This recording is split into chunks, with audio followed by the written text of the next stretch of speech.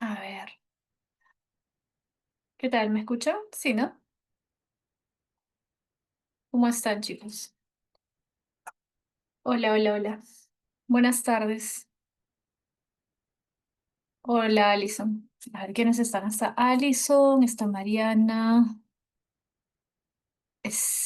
Stephanie, Chiarella, Brian, Brigitte, Carlos,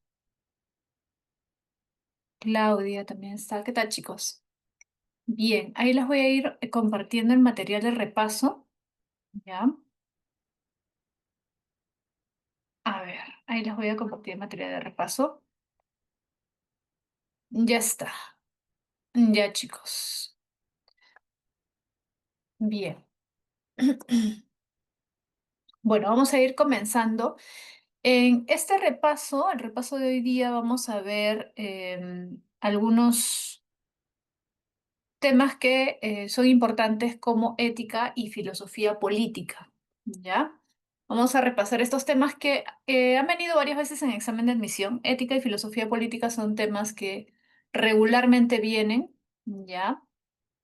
Entonces hay que tener en cuenta, por ejemplo, la ética aristotélica, la ética kantiana, ya en filosofía política también, ¿no? La filosofía política de Aristóteles, de Hobbes ha venido también ya un par de veces. Ya vamos a ir repasando algunas cosas que ustedes ya conocen, pero de todas maneras es bueno reforzar o ampliar incluso algunas cosas que a veces por tiempo en las clases de teoría, cuando hay muchos autores, es difícil profundizar. Entonces vamos a aprovechar el día de hoy para hacer algunas acotaciones, para profundizar un poco en algunos temas, ¿ya? Entonces, vamos a empezar. A ver, la primera pregunta es sobre Maquiavelo. Ya, dice, el príncipe de Maquiavelo propone una visión pragmática de la política, ya, donde el poder y la eficacia prevalecen sobre la moral clásica. Ya. A diferencia de los antiguos, claro, la moral clásica sería la moral, digamos, planteada, formulada por los antiguos, ¿no? Maquiavelo considera válida la inmoralidad si garantiza estabilidad. Esa sería la diferencia con la moral clásica, ¿no? Recuerda que cuando te hablan de moral clásica, básicamente te están hablando de la moral de los griegos, ¿no? De Sócrates, Platón, Aristóteles, que enfatizan la virtud, ¿no? Replantea la virtud política como habilidad para adaptarse y conservar el poder. Ya, ese sería el planteamiento de Maquiavelo. Plantea que ser temido es más eficaz que ser amado. Afirma que el fin justifica los medios. El gobernante debe ser astuto, fuerte y saber cuándo recurrir a la crueldad o el engaño. Maquiavelo se distancia de la ética clásica porque, ¿qué es lo que distancia a Maquiavelo de la ética clásica? ¿Mm? Según el texto. A ver, por ahí he visto que me han puesto A. Vamos a marcar las que me han dicho, ¿ya? A, ya. Adopta la fuerza y la astucia como base del poder, mientras que la tradición clásica valora la justicia y la virtud. Por ahí también me pusieron D. Afirma que la obediencia se basa en la ausencia de amor al gobernante y sí en el temor. La obediencia se basa en los... no necesariamente, pero además, si es que fuera así, es una parte nada más, ¿no? Del texto. En realidad el texto enfatiza sobre todo en cómo él plantea una visión distinta de la tradición clásica, ¿no? Claro, la clave es la A, correcto. La clave es la A. Adopta la fuerza y la astucia como base del poder, mientras que la tradición clásica valora la justicia y la virtud como quienes, ya te dije, Sócrates, Platón, Aristóteles, hacen mucho énfasis en la justicia y la virtud. Ahora, por si acaso, quiero aclarar algunos puntos de esto que menciona acá. Bueno, no es un texto propiamente, parece que no es una cita textual, sino un planteamiento así en general, ¿no? Sobre la filosofía política de Maquiavelo. Primera aclaración. Afirma que el fin justifica los medios. Ya. Esto puede ser cierto dependiendo de a qué te refieres, porque Maquiavelo nunca dice literalmente el fin justifica los medios. Ojo, eso es algo que mucha gente piensa o cree porque mucha gente no ha leído a Maquiavelo, pero Maquiavelo no dice eso textualmente en ninguno de sus libros. Si tú lees sus libros, vas a ver que ninguno habla acerca de eso. En ninguno dice textualmente eso. Ahora, ¿puedes interpretar lo que dice Maquiavelo de esa manera? Sí. ¿Se le puede interpretar así? Sí se le podría interpretar así porque un poco da a entender eso, pero no lo dice literalmente. Primer punto, ¿ya? Segundo punto, esto que te plantea el texto es una interpretación de la filosofía política de Maquiavelo como una visión pragmática, etcétera. Pero como tú ya sabes, en realidad, en las últimas décadas ha habido una corriente distinta de interpretación, una corriente más positiva acerca de Maquiavelo, porque justamente es la que considera que Maquiavelo es un republicano, ¿no? Porque durante mucho tiempo Maquiavelo se le veía como alguien que incluso justificaba el abuso, justificaba la tiranía, justificaba las dictaduras, ¿no? Esa es una visión antigua acerca de la filosofía de Maquiavelo, pero en las últimas décadas más bien se le interpreta como republicano, porque si tú lees las obras de Maquiavelo vas a encontrar en varios momentos en que él sobre todo valora la República Romana, la época republicana de Roma, y habla de la virtud, él habla de la justicia, él habla del bien común, él habla de la libertad. Bastante. Entonces, esta es una visión, ¿no? Es una interpretación que se hace de Maquiavelo, pero también podría hacerse otra. Por si acaso te lo digo porque si tú has estudiado la teoría conmigo o con otro profesor y te han dicho que Maquiavelo es republicano, es como que no cuadra mucho con esto que dice acá, ¿no? Esa es una perspectiva, ¿no? De la filosofía de Maquiavelo, pero no necesariamente es la correcta. Ahora, te están preguntando en función de lo que dice esta premisa, ¿no? Entonces, la pregunta 2 dice, según el texto, ¿no? Lo que te plantea. Para Maquiavelo, el comportamiento del gobernante debe regirse por...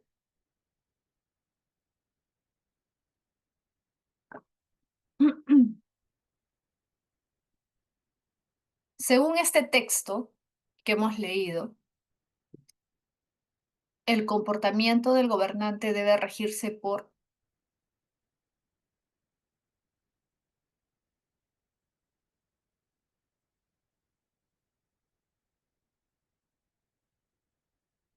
Según el texto, ¿ah?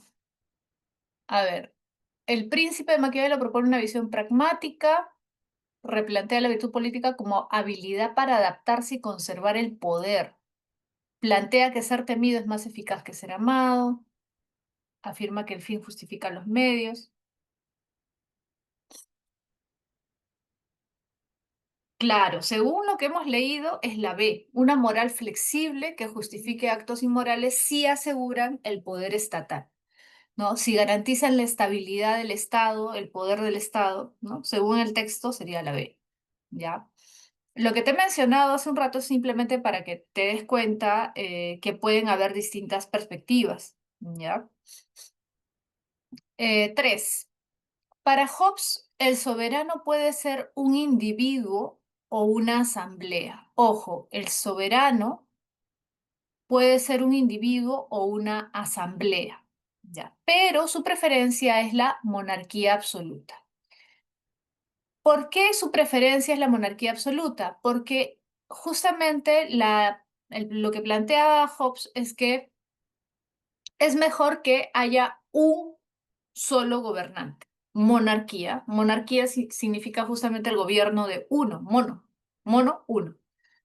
Un solo hombre que capture todo el poder, que tenga todo el poder, que concentre todo el poder. Porque cuando es uno el que gobierna, es más fácil tomar medidas, castigar a aquellos que han incumplido con las leyes, etcétera, ¿ya? Ahora, ojo, el soberano puede ser un individuo, puede ser una asamblea. ¿Ya? Puede ser también un grupo de hombres, pero él prefiere que sea uno, ¿ya? Dice, no cree que el soberano tenga un derecho divino. Ojo, Hobbes es el primer filósofo que plantea una crítica directa a la idea del derecho divino de los reyes. ¿Te acuerdas esto que se criticó en la época de la Ilustración? La Ilustración es siglo XVIII, Hobbes es siglo XVI, o sea, 2 siglos antes Hobbes ya había planteado eso. ¿Ya? Sino que su poder surge del contrato social. Ojo con esto del contrato social. A ver, normalmente cuando te hablan del contrato social, ¿en quién piensas? ¿A quién recuerdas? ¿Quién es el filósofo que escribe una obra que se llama así, El contrato social? Hay un filósofo muy conocido, acá está, mira. ¿Ves ahí? El contrato social. Rousseau, ya, es el más conocido, pero Rousseau es siglo XVIII. En realidad, Hobbes ya había planteado la idea del contrato social. Locke, después de Hobbes, también va a hablar de un contrato social y luego Rousseau. Son tres filósofos que hablan del contrato social. Ya, son tres. Hobbes primero, Locke después y tercero Rousseau. Ya, solamente que generalmente se asocia la idea de contrato social con Rousseau porque él escribe un texto, un libro, una obra con ese título. Ahora, ¿qué significa el contrato social? El contrato social significa el acuerdo que hemos logrado entre todos los hombres de la comunidad, ¿no? De que hay una persona o un grupo de personas que son las que detentan el poder, que son aquellas que gobiernan, y los demás nos sometemos a las leyes y las normas establecidas por este soberano, por este grupo o este individuo. ¿Ya? Ahora, ¿por qué se llama contrato? Porque es un acuerdo, ¿no? O sea, es un contrato simbólico, ¿no? Nos hemos puesto de acuerdo y todos estamos de acuerdo en que debe haber un grupo o un hombre que gobierne. Pero fíjate, acá hay un detalle importante. Como es uno el que hace cumplir la ley, uno el que castiga, uno el que impone el orden, de alguna forma nosotros estamos perdiendo algo de libertad, ¿correcto? Por ejemplo, en la sociedad actual, nuestra vida se rige por un contrato, sí, porque hay leyes que tenemos que respetar. Nosotros no podemos hacer lo que se nos dé la gana, ¿correcto? Entonces, tenemos que cumplir con este acuerdo, ¿sí? Perdemos algo de libertad, pero ¿qué ganamos? Hay algo que nosotros ganamos. Ganamos tranquilidad. ¿Por qué? Porque como hay leyes que castigan a los que quieren matar, robar, etcétera, de alguna forma estamos protegiendo nuestra vida al someternos a este acuerdo, ¿no? Si es que se supone el Estado funciona bien, ¿no? Obviamente, ¿no? Entonces, perdemos libertad, pero ganamos tranquilidad, paz, ¿no? Porque si alguien quiere matarnos, en teoría, el Estado está ahí para protegernos, ¿correcto? Entonces, por eso hemos acordado vivir en comunidad y ceder algo de nuestra libertad. El soberano representa la voluntad general, justamente como de alguna forma nosotros hemos convenido en que haya un soberano, ¿ya? Ese soberano representa nuestra voluntad, es decir, él legalmente puede hacer cumplir la ley, es decir, él es el único que detenta el poder, la fuerza de manera legal. ¿No? Por eso es que, por ejemplo, la policía te puede arrestar, ¿no? O te puede intervenir y tú tienes que acatar, ¿no? Pero yo no te puedo arrestar a ti, obviamente, ¿no? Porque yo no soy parte del gobierno del Estado, ¿no?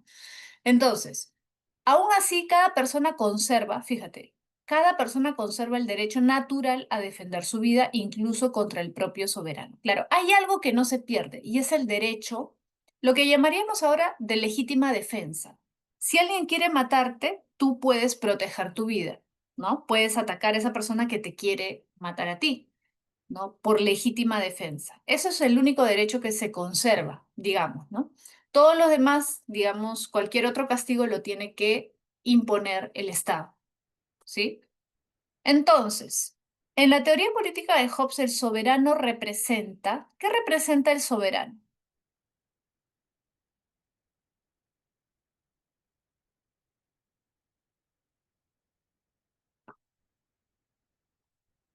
Piensa bien, ¿ah? El soberano puede ser un individuo o una asamblea, un individuo o una asamblea. Para Hobbes, lo ideal sería una monarquía, pero no necesariamente tiene que ser un individuo. ¿Qué representa el soberano? El soberano es el Estado, ¿no? De alguna forma, el soberano es el Estado. Es la B, es un ente legal, es un ente legal, ¿ya? ¿Sabes por qué no es un líder? No es un líder elegido que actúa. ¿Sabes por qué no es un líder? Porque si fuera un líder simplemente, el Estado desaparecería cuando el líder desaparece. Pregunta, ¿el Estado desaparece cuando el presidente muere? ¿O el Estado desaparece cuando se cambia de presidente? No, no. El soberano es el Estado. Es un ente legal. Por eso no es un líder, ¿correcto? No es un líder, ¿ya? Igual, si el monarca muere, si el rey muere, ¿ya? Habrá otro que lo reemplace, ¿sí? Si fuera un líder, desaparecería. El orden acabaría con la muerte de el líder. Y en este caso no, el Estado sigue, es como una maquinaria que sigue funcionando, ¿no? No es el gobierno, ¿correcto? El soberano no es el gobierno, el soberano es el Estado. Es un ente legal. Muy bien. 4. En la teoría de Hobbes, el miedo a la muerte violenta, mira, el miedo a la muerte violenta lleva a los hombres a abandonar el estado de naturaleza. ¿Qué quiere decir eso? ¿Por qué los hombres han creado el estado? Cuando tú abandonas el estado de naturaleza, estás creando el estado.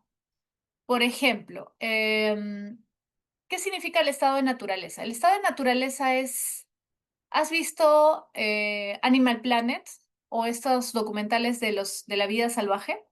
Cuando el león persigue, ¿no? a los antílopes y se los come, ¿no? Las hienas están esperando ahí a que caiga algo para... Ya, ese es el estado de naturaleza. Es el estado de guerra, el estado de todos contra todos. Sálvese quien pueda, ¿sí? Entonces, en el estado de naturaleza también los hombres hemos vivido, dice Hobbes. El hombre ha vivido un estado de naturaleza antes de la aparición del Estado. Justamente el Estado aparece porque los hombres se dan cuenta de que si no hay reglas, si no hay ley, si no hay orden, ¿sí? En cualquier momento podrían morir. Por miedo a morir es que el hombre decide crear el Estado, que haya un orden, que haya un sistema legal, ¿correcto? Entonces, renuncian a un poco de su libertad, sí, pero a cambio de paz, de tranquilidad, ¿sí? Entonces, el hombre cuando crea el Estado ya pasa a otra fase, ¿correcto? Entonces, en su estado natural, el estado de naturaleza es casi como un animal, pero hay una pequeña diferencia entre el hombre y el animal. ¿Cuál es la diferencia entre el hombre y el animal? Acá él un poco se basa en Aristóteles. ¿Te acuerdas qué dice Aristóteles? El hombre tiene algo que el animal no tiene. Tiene, ¿qué cosa? Racionalidad, ¿no? Entonces, el hombre se da cuenta porque es un ser racional, que no puede vivir permanentemente en ese estado salvaje, ¿no? Entonces, por conveniencia, ojo, por egoísmo, por eso te acuerdas que Hobbes dice que el hombre es lobo para el hombre es egoísta y violento por naturaleza. El hombre es egoísta y violento por naturaleza. Entonces, por su propia conveniencia se da cuenta de que tiene que renunciar a un poco de su libertad para que haya orden, ¿sí? Y crea el Estado, ¿no? Pacta un contrato social, ahí está. Llega a este acuerdo, ¿correcto?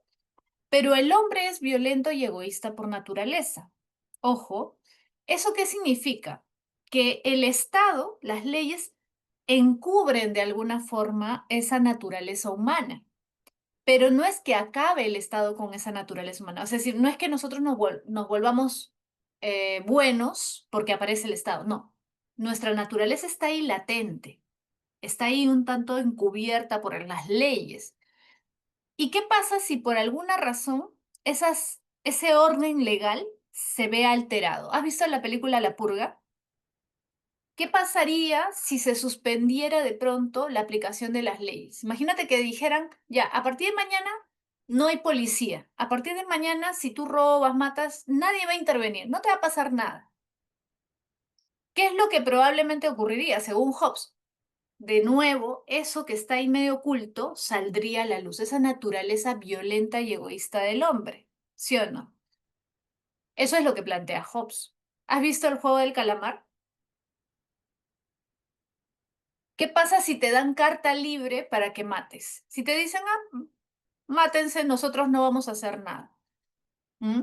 Quizás para Hobbes, lo más probable es que la mayoría, por salvar su vida, mataría al otro. Por conveniencia, mataría al otro. Porque la naturaleza humana es egoísta y violenta. El hombre es lobo del hombre, ¿no? Homo homini lupus, ¿te acuerdas de esa famosa frase que ha venido en examen de admisión? Entonces, el hombre acuerda vivir bajo leyes por pura conveniencia, no porque sea bueno, no porque sea sociable, no. El hombre acuerda vivir bajo una norma, bajo una ley, bajo todo un estatuto legal, por pura conveniencia, ¿ya? Pero siempre puede darse la situación en que las normas o las leyes se vean alteradas y justamente eso es lo que, por ejemplo, ocurrió en Inglaterra, porque Hobbes es inglés, ¿no? No sé si en Historia Universal han visto las guerras civiles inglesas. Hubieron varias guerras civiles inglesas en Inglaterra. Y justamente Hobbes vivió esa época, entonces para él ese era el gran peligro, que de pronto hubiera anarquía, caos, ¿sí?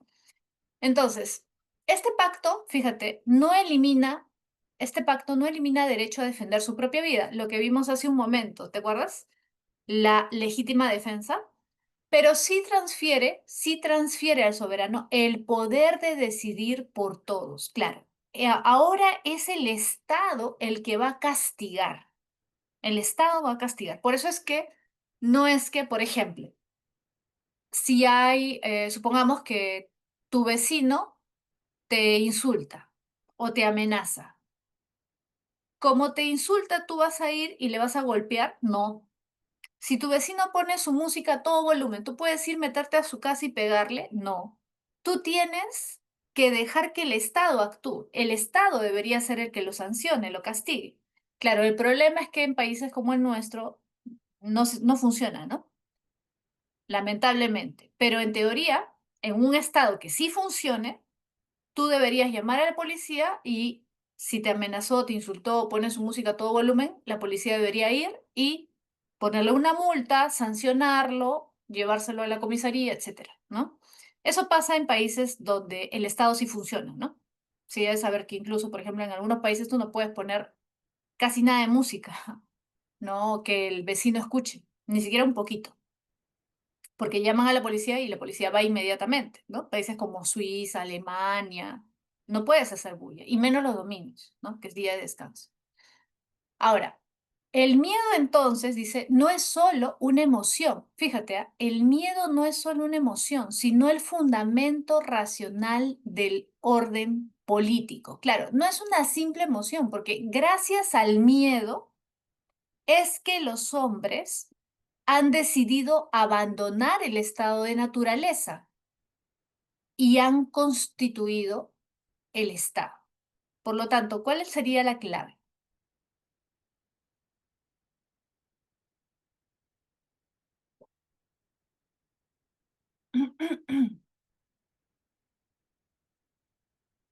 Claro, muy bien, camello, cocodrilo, casita, muy bien.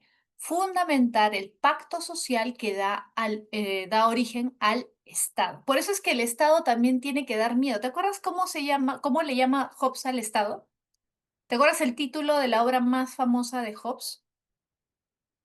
¿Qué cosa debe ser el Estado? Debe ser como un monstruo que dé miedo, porque si el Estado no te da miedo, no le haces caso, no lo obedeces. Leviatán. ¿Te acuerdas el Leviatán? Es el título de la obra más conocida, más importante de Hobbes, el Leviatán. Tiene que ser como un monstruo, ¿no? El Leviatán es un monstruo que aparece en la Biblia. ¿Sí? Si tú no le temes al Estado, no le haces caso, ¿no? Por eso, por ejemplo, en nuestra sociedad, la gente le teme al Estado, le teme a la autoridad, le teme a la policía. No, no, la gente se ríe de la policía, ¿no? La gente no le hace caso, ¿no? Por varias razones, ¿no? Porque es corrupta, porque no hace bien su trabajo muchas veces, en la mayoría de los casos, ¿no? No digo todo, pero lamentablemente nuestra policía no funciona bien. Entonces la gente no le hace caso, no obedece las leyes, no obedece las normas. Pero, por ejemplo, si tú vas a un estado donde sí te da miedo la autoridad, ¿le haces caso o no? Lo mismo que hace la gente acá, ¿lo haría en Estados Unidos, por ejemplo? ¿Haría lo mismo? No. O en Chile, mira, acá nomás, al costadito, en Chile. ¿M? A la primera que creen que pueden hacer lo que se les da la gana, ¿no? Y la policía los captura, los carabineros, por ejemplo, en Chile, ¿no? Y los meten al calabozo, ya nunca más se les ocurre hacer algo así, ¿no? Entonces, justamente por eso el Estado tiene que dar miedo, dice Hobbes. Si no, no lo respetas, ¿no? Y también, ¿por qué? Porque tu naturaleza egoísta, tu naturaleza violenta, si nota que el Estado no funciona, va a salir a la luz, ¿no? Bien, 5. Locke sostiene que la propiedad se origina en el estado de naturaleza a partir del trabajo humano. Mira, hay que tener en cuenta lo siguiente. ¿Te acuerdas que Locke es el padre del liberalismo político? ¿Correcto? Locke es el padre del liberalismo político.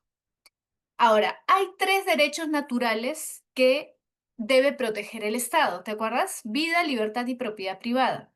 Hay tres derechos con los que los hombres hemos nacido y que el Estado ha sido creado justamente para proteger. Vida, libertad y propiedad privada. ¿Has escuchado a Milley, por ejemplo, ¿no? Cuando él habla de la libertad.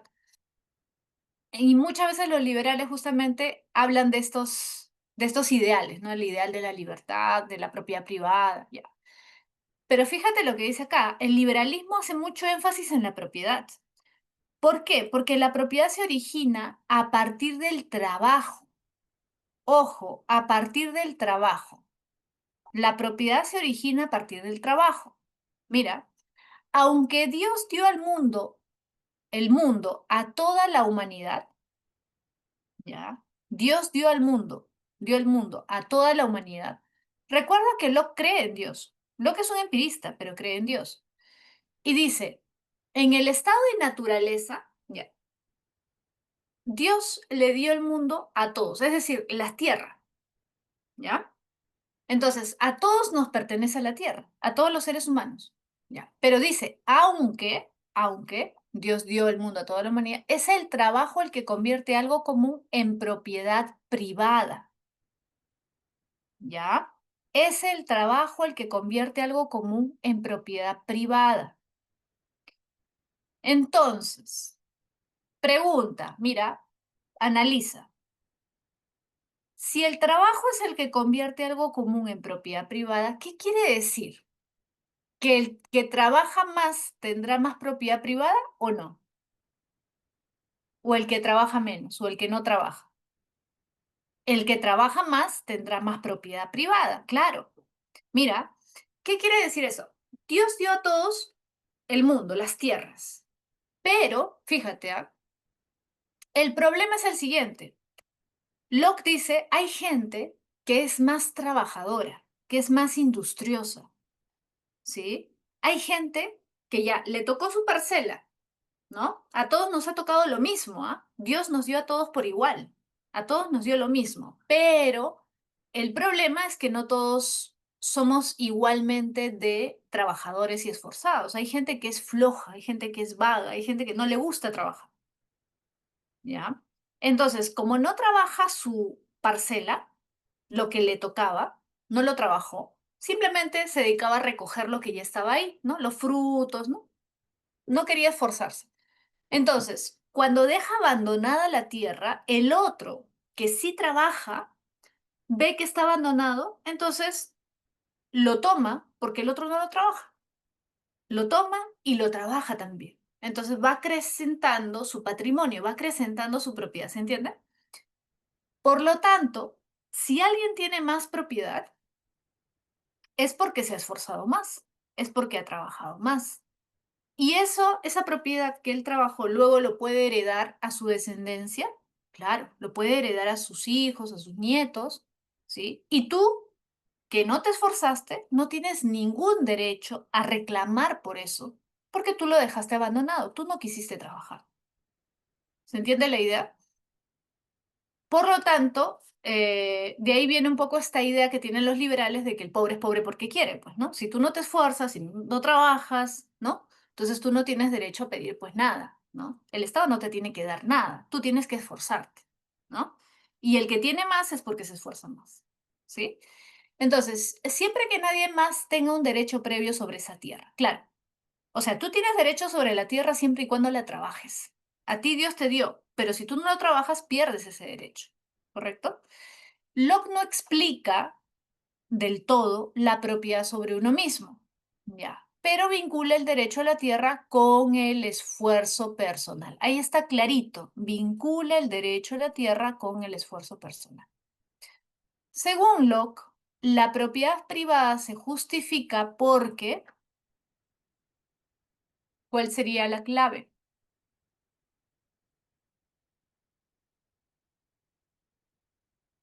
Claro, muy bien. Nace del trabajo que añade valor a la tierra. Muy bien, exacto. ¿Por qué yo no puedo criticar al que tiene más propiedad que yo? Porque él ha trabajado y él se ha ganado esa propiedad, porque él se ha esforzado para darle valor a la tierra, para cultivar esa tierra, ¿correcto? Ahora, un detalle más, ahora que estamos viendo Locke, profundizar un par de cosas más. Esto vino en un examen hace ya tiempo, ¿ya? No recuerdo si fue un examen, un simulacro o fue un examen de admisión, pero vino esta pregunta o esta pregunta relacionada con esto que estamos viendo. Para Locke, por si acaso, ojo, no todos, no todos son ciudadanos. Dentro de una comunidad, no todos son ciudadanos. ¿Por qué? Porque para Locke, justamente, es ciudadano el que puede exigirle al Estado que proteja no solamente su vida, no solamente su libertad, sino también su propiedad privada. Por lo tanto, son ciudadanos los que tienen también propiedad privada. Si tú no tienes propiedad privada, no eres ciudadano. Propiedad privada significa bien inmueble, casa, terreno, departamento, ¿se entiende? Si tienes una propiedad de ese tipo, eres ciudadano. Si no tienes, no eres ciudadano. Y si no eres ciudadano, ¿tienes derecho a elegir representantes? ¿Te acuerdas que Locke habla del Parlamento? ¿Te acuerdas que él dice, para sopesar el poder del monarca o del gobernante, es bueno que haya un parlamento, ¿sí o no? Y por eso él plantea una democracia representativa, ¿sí o no? Ahora, ¿quiénes tienen derecho a elegir a sus representantes? Solamente los ciudadanos. Y solo son ciudadanos los que tienen propiedad privada. Entonces, por ejemplo, si tú no tienes nada a tu nombre como propiedad privada, ¿no? Terreno, casa, no eres ciudadano y no tendrías derecho a elegir representantes para lo. ¿Ya? Bien, a ver. Pregunta 6.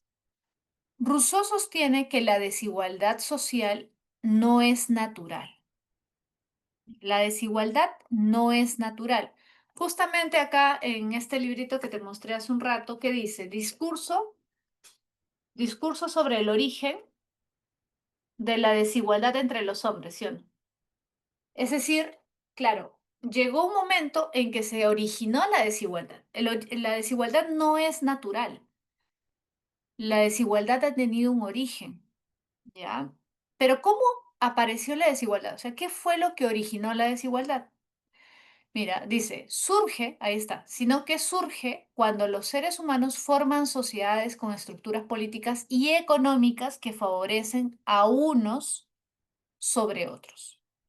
En otras palabras, antes de la aparición del Estado, todos éramos iguales. Eso es lo que te está diciendo. En su origen todos éramos iguales, pero una vez que se forman las sociedades, se forman los estados, se forman las leyes que van a favorecer a unos y a otros no. El contrato social, que debería servir para el bien común, puede ser manipulado por los poderosos para afianzar sus privilegios. A ver, te pregunto, esto que dice Rousseau, este contrato social, es decir, el Estado, las leyes, ¿m? Que deberían en teoría servir para el bien común, ¿pueden ser manipulados por los poderosos para afianzar sus privilegios o no? ¿Tendrá razón Rousseau o no tendrá razón? ¿Qué opinas tú? El sistema político, legal, en muchos casos es manipulado para afianzar privilegios, claro. Sí, pues tú lo ves todos los días en el Parlamento, ¿sí? En el Congreso. ¿Por qué la gente se muere por entrar al Congreso? No solamente para ganar sus 15.000 soles, ¿no? ¿Por qué Acuña, por ejemplo, tiene un hijo en el Congreso, o ha tenido un hijo en el Congreso, o tiene toda una bancada parlamentaria, y otros, ¿no? No solamente Acuña. ¿Por qué los partidos políticos siempre quieren tener una cuota importante en el Congreso? Porque en el Congreso se deciden leyes y esas leyes favorecen intereses económicos, ¿no? Entonces, justamente eso es lo que denuncia, critica Rousseau. Se supone que el Estado, el Parlamento, en general, cualquier institución del Estado debe servir para el bien de todos, pero al final es usado para el beneficio de unos pocos. Por eso, dice, propone un contrato verdaderamente justo, basado en la voluntad general y la igualdad real. ¿Te acuerdas que Rousseau dice, no deberíamos tener representantes, sino que todos, voluntad general? Todos deberíamos hacer escuchar nuestra voz y nuestra decisión, ¿te acuerdas? Democracia directa, no democracia representativa, ¿sí o no? Justamente lo que vimos hace un momento de Locke. ¿Cómo Locke va a decir que solamente es ciudadano y solamente puede elegir representantes si tienes propiedad privada? ¿Esa será una verdadera democracia? ¿Será una verdadera democracia? Lo que propone Locke, no, pues, porque solamente los que tienen dinero van a poder decidir sobre las leyes, entonces van a perpetuar sus privilegios, van a perpetuar su poder, ¿no? Por eso es que Rousseau plantea otra cosa, ¿no?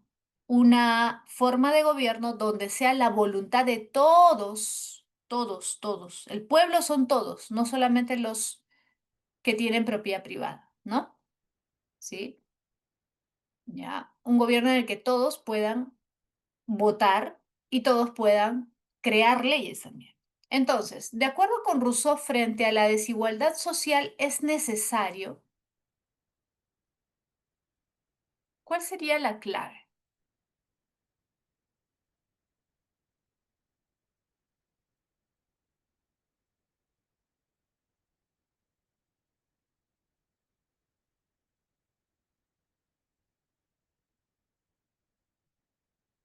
Claro, es la B, replantear el contrato social y basarlo en principios de equidad, justicia y voluntad general. Claro, equidad, ¿por qué? Porque todos, ojo, no hay que dejar de lado a nadie, todos tienen que expresar su voluntad, todos tienen que ser tratados de la misma forma, todos tienen que crear leyes, etcétera, ¿no?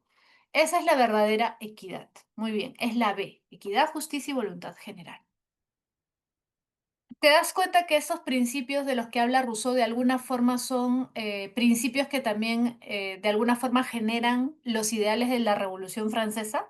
Libertad, igualdad y fraternidad, ¿no? Te das cuenta que ahí ya están esas ideas, ¿no? Que van a originar la Revolución Francesa, la Ilustración, ¿no? Pregunta 7. El estado de bienestar busca reducir la desigualdad garantizando servicios públicos como salud, educación y pensiones. Ya, el estado de bienestar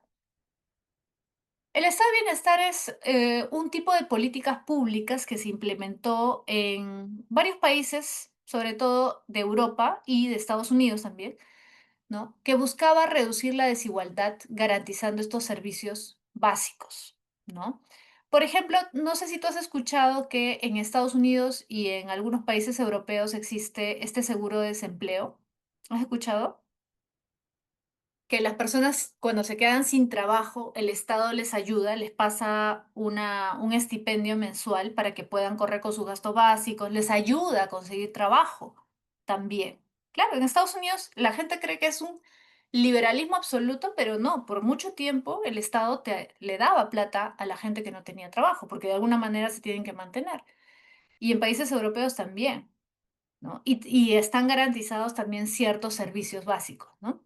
Entonces, ese es el estado de bienestar, ¿ya? Luego dice, en contraste, el estado neoliberal minimiza la intervención estatal. Claro, un Estado neoliberal se basa en los principios del liberalismo. Locke, ¿qué dice? Hay que garantizar vida, libertad y propiedad privada, nada más. El Estado no está para promover la justicia, la igualdad, no. Si tú tienes menos dinero es porque tú no te esfuerzas lo suficiente. Eso diría Locke. Entonces, el Estado está para proteger tu vida, ya. Inversión en policía, inversión en militares, para proteger las fronteras. Pero el Estado no tiene que invertir en educación, ni siquiera en salud, ¿ah? Por eso los neoliberales todo eso lo privatizan, pues, ¿sí? Acuérdate de Milei. Milei que decía, el que quiere ir a la escuela, genial, pero no deberían obligarte ni presionarte para ir a la escuela. ¿Por qué? Porque de alguna forma él ve la inversión estatal en educación como un gasto innecesario, ¿no? Por eso es que también se han reducido las ayudas y la inversión para la educación pública en Argentina, ¿no? Y por eso es que hay muchos estudiantes extranjeros que ya no pueden ir a Argentina porque el Estado les prohíbe eso, ¿no? Ese apoyo, ¿no? Entonces, el Estado neoliberal minimiza la intervención estatal. Promueve la privatización, acuérdate de la época de Fujimori, ¿no? Cómo las empresas estatales fueron privatizadas. Y prioriza la lógica del mercado. La lógica del mercado, que básicamente es la idea de que el mercado se autorregula, ¿no? La mano invisible, ¿te acuerdas de Smith? ¿Sí? Entonces, tenemos dos modelos, digamos, ¿no? El del estado de bienestar y el estado neoliberal, ¿ya? Eso es lo que te está planteando el texto. Muy bien. Ahora. Dice, según Nancy Fraser, la justicia social no solo requiere redistribución económica. Ya. Nancy Fraser dice que la justicia social no solo requiere redistribución, ya, sino también reconocimiento de identidades marginadas y participación equitativa en la toma de decisiones. Ya. A ver, mira, ten en cuenta lo siguiente. Al inicio me ponen dos modelos económicos. Estado de bienestar, por un lado, que se preocupa por, ¿no? Los servicios públicos, garantizar derechos básicos. Y el Estado neoliberal que minimiza la intervención estatal. Ya. Ahora, Nancy Fraser recuerda que ella habla de el reconocimiento y la redistribución, ¿no? Un aspecto cultural y un aspecto económico. La justicia social, dice Nancy Fraser, o sea, para que haya justicia en una sociedad, no, no es suficiente una redistribución económica, sino que también hay que buscar que el Estado reconozca las identidades marginadas. Es decir, por ejemplo, que el Estado garantice que ninguna persona, por un tema racial, étnico, social, etcétera, sea marginada y que hay una participación de todos los sectores sociales, ¿no? Étnicos, raciales, en la toma de decisiones, ¿no? También ahí habla del género, porque ella es feminista, Nancy Fraser. Desde esta mirada, un modelo estatal que asegura la justicia debe combinar el acceso material con el respeto, ahí está, a la diversidad cultural y la participación democrática. ¿Ya? En el Perú, marcado por desigualdades históricas, exclusión étnica y fragmentación institucional, estas tensiones son especialmente visibles. Considerando el enfoque de Nancy Fraser y la realidad peruana, la opción más adecuada para el modelo estatal sería, a ver, ¿qué crees que diría Nancy Fraser?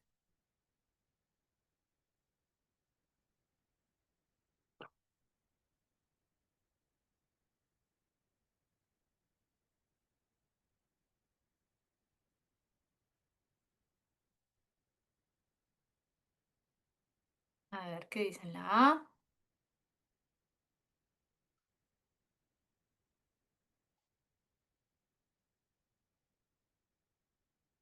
la D, la C. Ya, vamos a marcar lo que ustedes me están diciendo. La mayoría me está diciendo A. Por ahí otros dicen C y también por ahí vi una D. Ya. A ver, mira, dice Nancy Fraser Ya, según Nancy Fraser, la justicia social no solo requiere redistribución económica, sino también reconocimiento de identidades marginadas. Ya. La A dice, impulsar un estado del bienestar que redistribuye la riqueza y reconozca a los grupos históricamente marginados.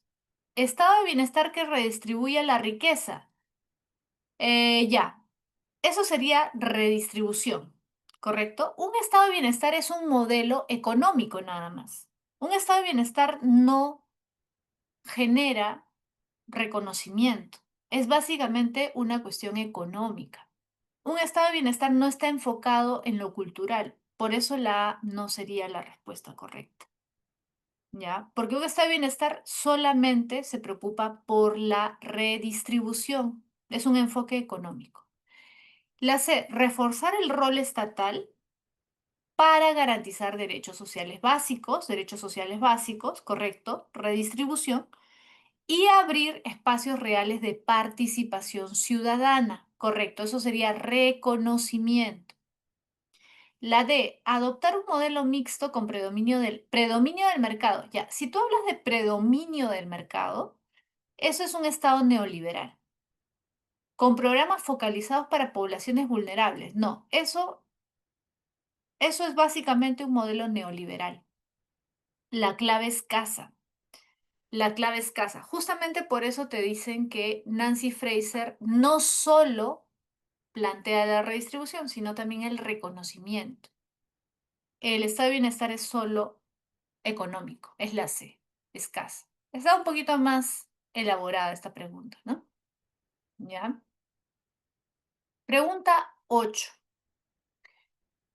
John Rawls sostiene que una sociedad justa debe construirse desde una posición original. John Rawls. Acuérdate que John Rawls es un liberal, pero es un liberal un poco más contemporáneo, un poco más moderno, porque ten en cuenta que Locke es el padre del liberalismo del siglo XVII, Rawls es siglo XX, y John Rawls se da cuenta de los errores de Locke, a pesar de ser liberal, ¿ah? Se da cuenta de los errores de Locke. Locke es un liberal clásico, John Rawls ya es un liberal más moderno, ¿no? Se da cuenta él, ¿sabes qué? Que el problema con el liberalismo clásico es que, como deja de lado el tema de la justicia, deja de lado el tema de la igualdad, la equidad, el problema es que em, hace que mucha gente trate de encontrar una solución a la desigualdad en otro tipo de pensamiento. A ver, si tú ves pobreza, ves desigualdad, ves injusticia, ¿qué tipo de pensamiento político vas a buscar? O sea, ¿cuál sentirás más afín? Si tú ves que no tienes oportunidades de educarte, no tienes oportunidades de crecer, de encontrar trabajo con un salario digno, lo más probable es que comiences a ver con buenos ojos qué tipo de pensamiento. Pensamiento más socialista, ¿sí o no? O comunista. ¿Mm? ¿O no?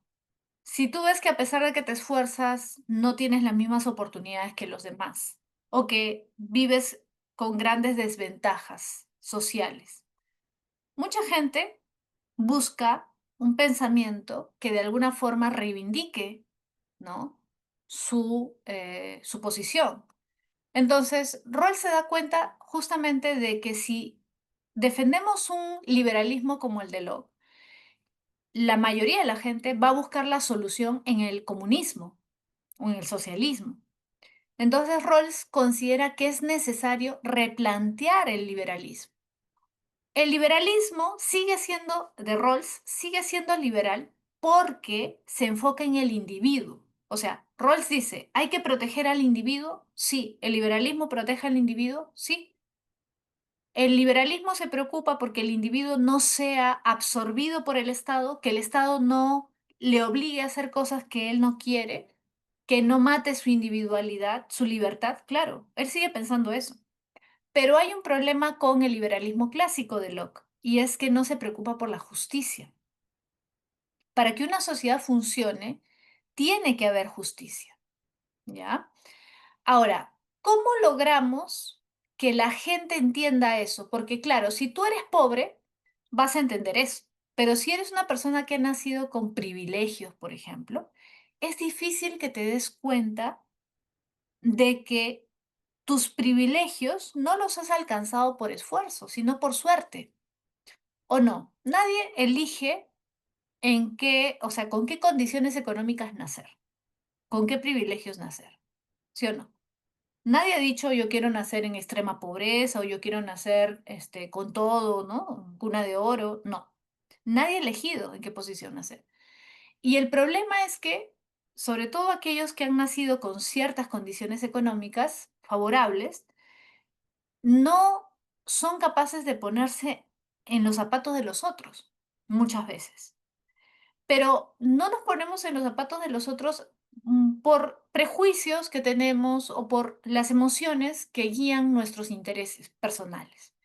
Pero si fuéramos más racionales, y Rawls cree que sí se puede lograr eso, porque en el fondo somos seres racionales, tendríamos una posición original. Esa posición original se refiere a, imagínate que te dicen, a partir de ahora vas a vivir en una sociedad donde no sabes qué te va a tocar.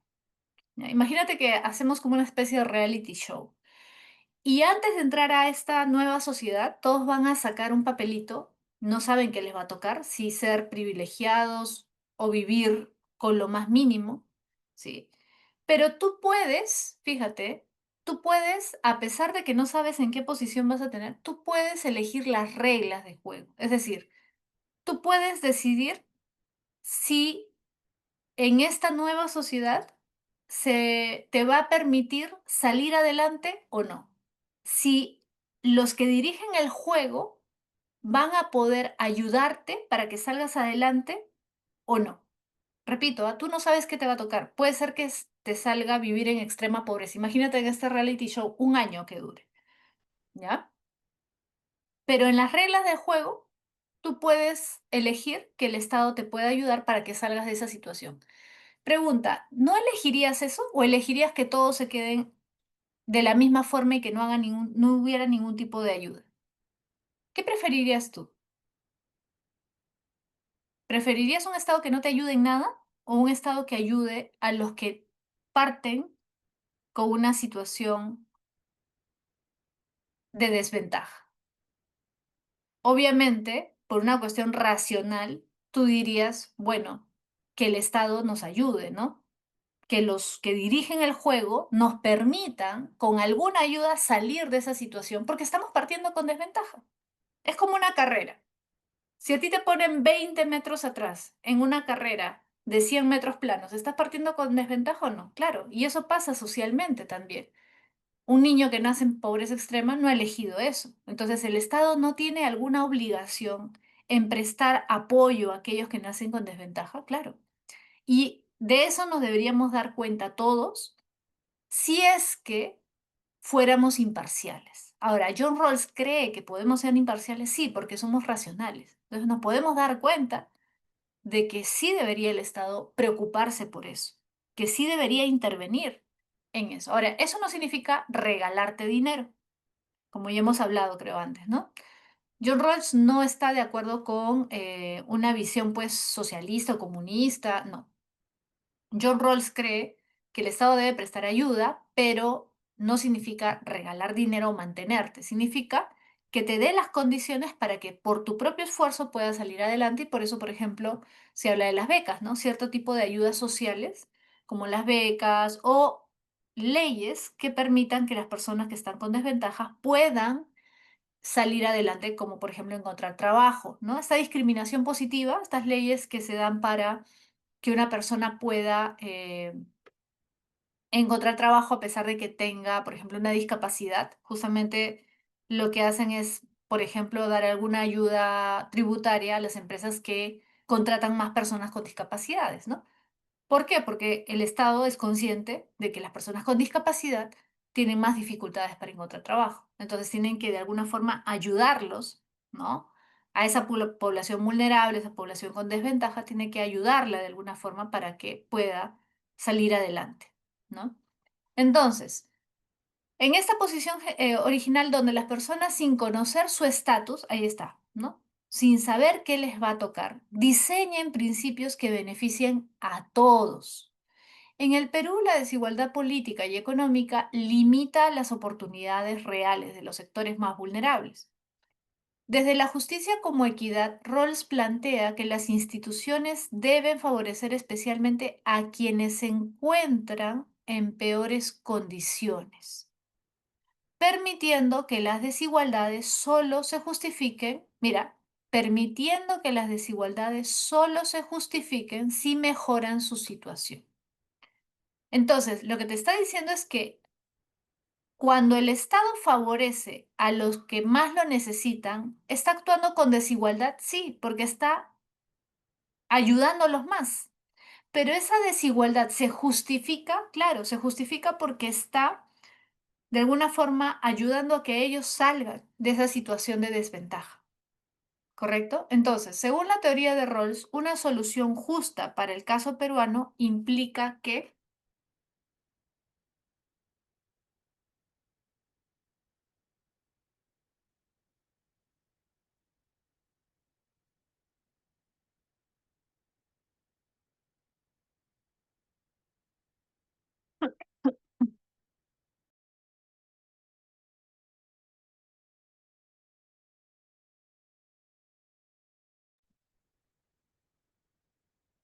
la A, ¿no? Correcto. Correcto, la A. Las reglas políticas benefician más a quienes están en desventaja social y económica.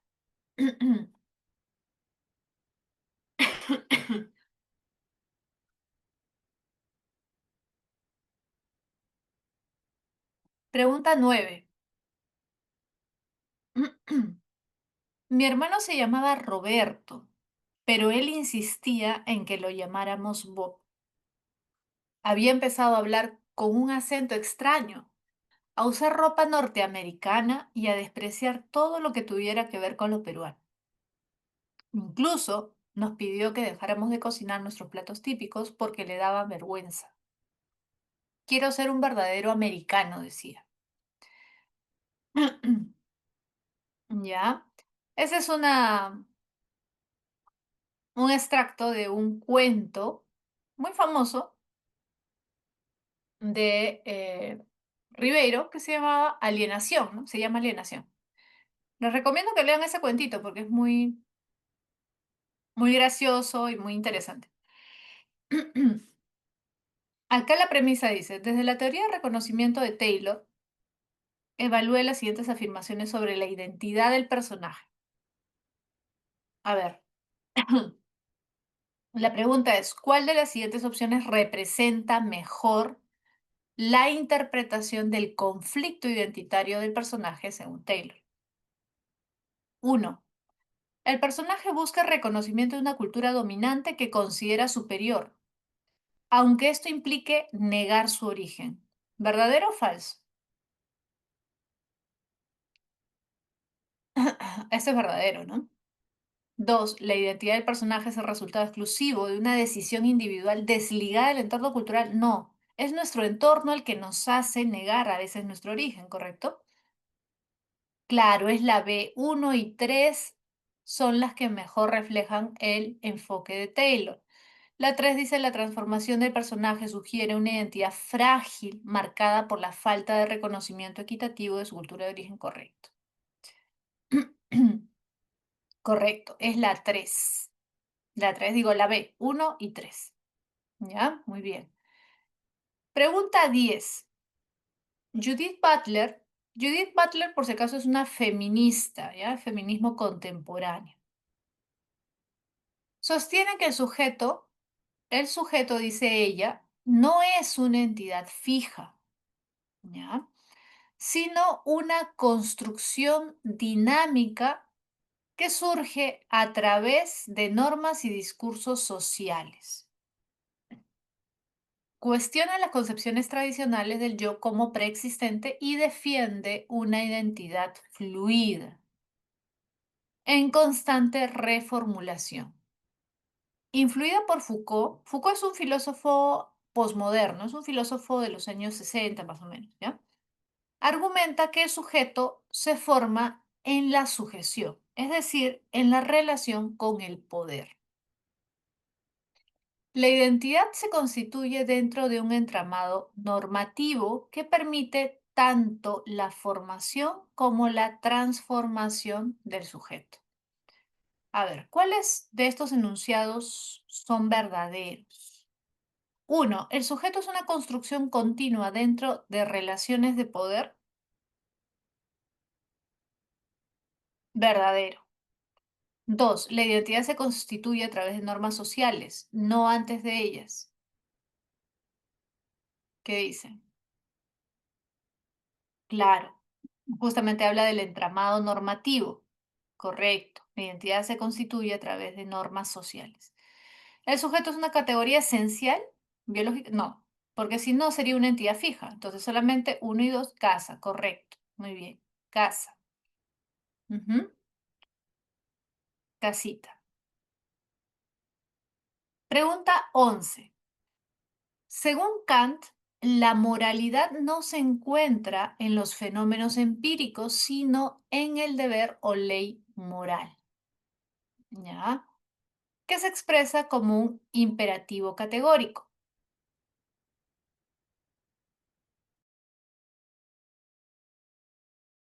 Bien, ¿qué cosa es el imperativo categórico? Acá está, una norma universal válida para todos. Por eso se llama así, imperativo categórico. Sin depender del tiempo, ahí está, sin depender del tiempo, el lugar o los intereses personales. Por eso es universal, ¿correcto? Para que una acción sea moralmente buena, ¿ya? Debe hacerse por respeto al deber y no por conveniencia, temor o deseo de recompensa. Correcto. Claro, porque si tú actúas por conveniencia, por temor, estás condicionando tu acción. La acción moralmente buena no puede estar condicionada, tiene que darse por respeto al deber. Esta exigencia de actuar solo por deber es lo que se conoce como rigorismo kantiano. Según la ética kantiana, una acción es moralmente buena si,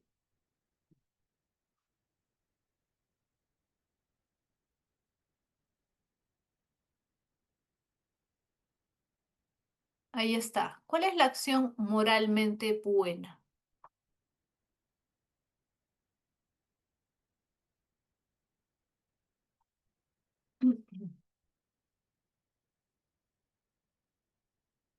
¿La A o la B?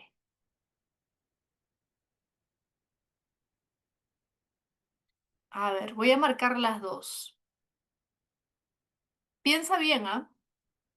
Las dos pueden ser, sí, a simple vista las dos son correctas, pero hay un pequeño detalle. Hay un pequeño detalle.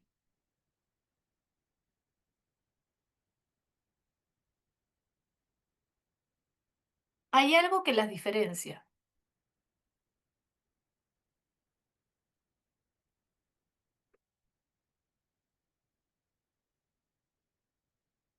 En una de las claves hay un pequeño problema.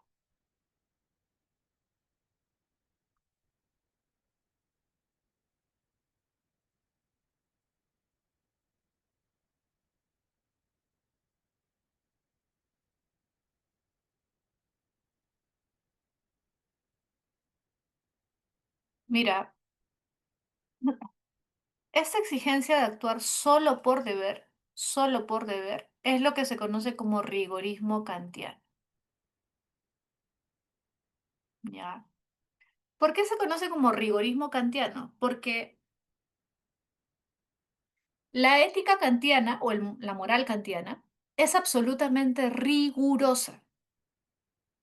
Es rigurosa, ¿por qué? Porque no hay excepción. Tú debes cumplir con tu deber moral en todos los casos. En todos los casos.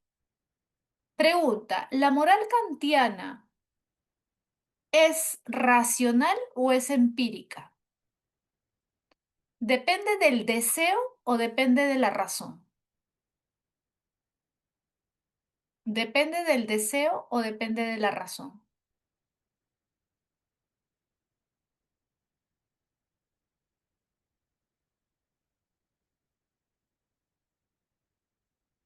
¿En qué debo basar mis decisiones morales? ¿En mis deseos? ¿En lo que quiero, lo que me conviene, lo que me gusta o en lo que tengo que hacer? En mi deber, en la razón, claro, es racionalista, es una ética racionalista. Exacto. Vuelve a leer las claves. Ahora vuelve a leer las claves y dime cuál es la correcta y por qué la otra no sería correcta.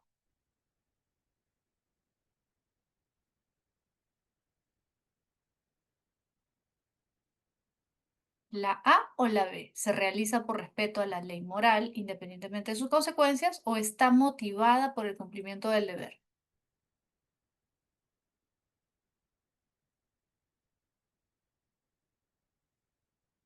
No está fácil, ¿ah?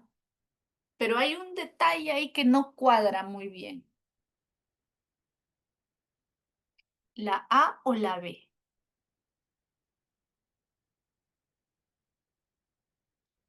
Hay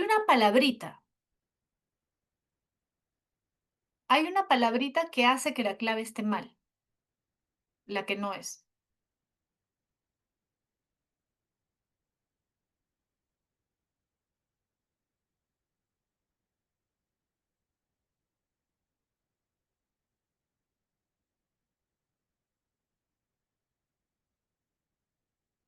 A ver, pregunta, ¿tú por qué postulas? ¿Por qué quieres ingresar a la universidad?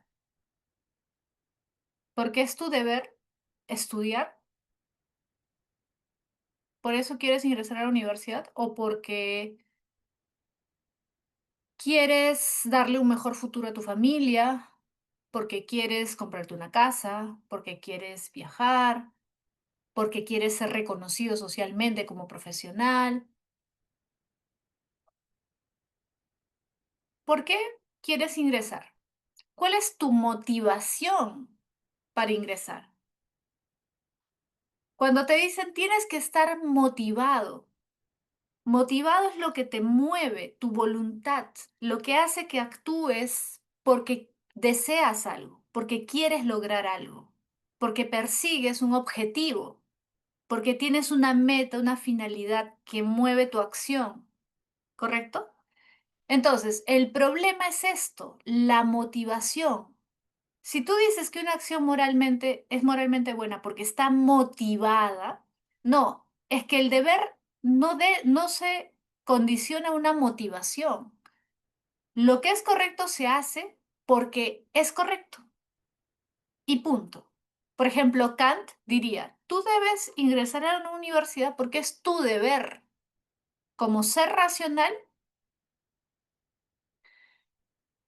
desarrollarte intelectualmente. Es tu deber. No porque quieres sacar adelante a tu familia, no porque quieres ser reconocido, no porque quieres que te llamen doctor, no. Porque eso ya sería condicionar. ¿Te das cuenta? Es la A. Es la A. Es como cuando buscas sacar 20. ¿Por qué buscas sacar 20? Porque mi mamá me prometió que si saco 20 me va a llevar a comer pollo a la brasa y me va a comprar las zapatillas que me gustan. Ya, eso es motivación. ¿Te das cuenta?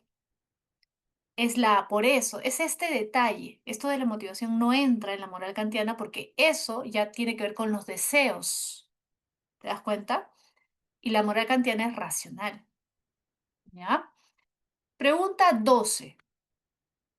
Un funcionario público, al ser cuestionado por la adquisición de trenes para mejorar el transporte urbano, respondió a sus críticos utilizando insultos y descalificaciones personales. ¿Ya? Al ser cuestionado, ¿ya?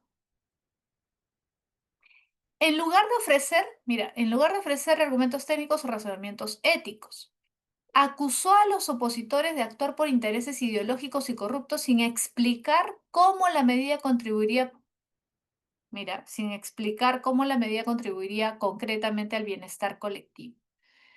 Desde la perspectiva del utilitarismo de John Stuart Mill, ¿ya? ¿Cuál sería una evaluación razonada sobre el discurso del funcionario público que al justificar la compra de trenes recurre al insulto en lugar de argumentar. A ver, desde la perspectiva del utilitarismo de John Stuart Mill, ¿cuál sería una evaluación razonada sobre el discurso de este funcionario público? ¿Qué crees que diría John Stuart Mill sobre esto? La acción del alcalde es reprochable porque promueve la desinformación y disminuye el bienestar colectivo. Si la compra de trenes maximiza la felicidad del mayor número, el tono del discurso es irrelevante. La descalificación pública puede ser útil si refuerza el liderazgo.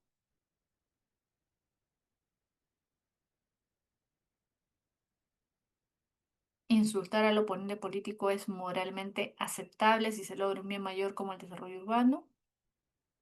O la ética utilitarista no considera la forma del discurso solo sus consecuencias en utilidad social. A ver, me han puesto la A, la E. Vamos a marcar ya. La A, la E, la D, también creo por ahí. La B, si la compra de trenes maximiza la felicidad. Ya. A ver, a ver, a ver. ¿Cuál sería la clave correcta?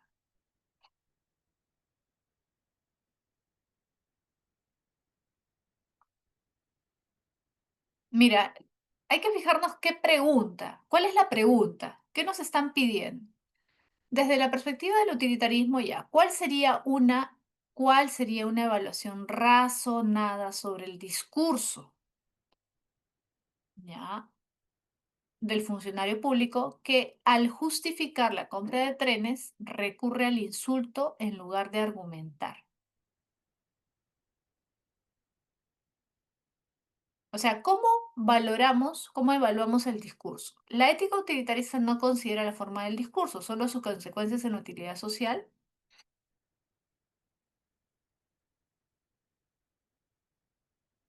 Ya, a ver,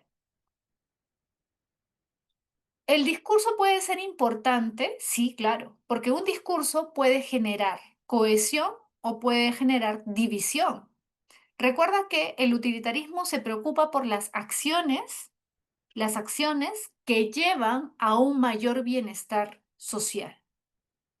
Si una acción promueve un mayor bienestar social, sea la acción que sea, si la acción promueve un mayor bienestar social, es buena, es positiva. Si la acción promueve más bien infelicidad, falta de cohesión, falta de unidad, menor bienestar, es negativa.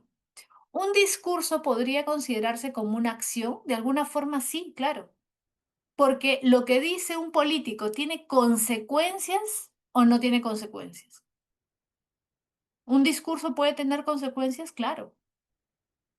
Entonces, ¿un discurso se puede valorar como una acción? Sí, sí se puede valorar como una acción. Por ejemplo, Petro, lo que ha dicho Petro, que ha generado todo este conflicto ahí en la frontera, ¿ha generado consecuencias o no? Claro. Entonces, un discurso se puede valorar como una acción, ¿sí? Positiva o negativa, claro. Entonces, ¿cuál sería la clave? La clave es la A.